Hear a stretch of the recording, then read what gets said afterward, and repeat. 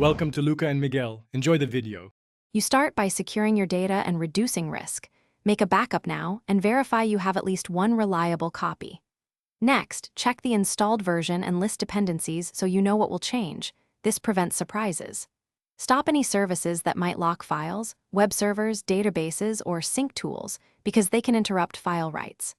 Once done, confirm free disk space and permissions, and prepare the update package so you can proceed without delays.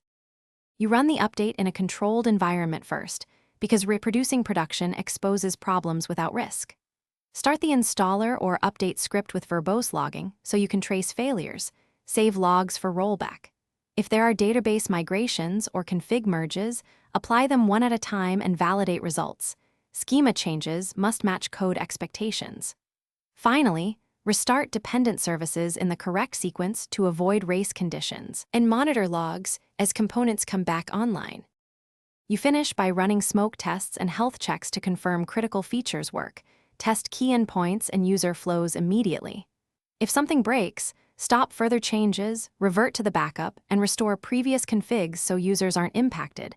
Then document the failure cause for a safe reattempt. Make sure to tag the new version, save update logs, and schedule follow-up checks. One key tip: if logs are noisy, use tail F plus timestamps to locate the first error. That usually reveals the root issue. Thanks for watching and please subscribe. It's the best investment you'll ever make.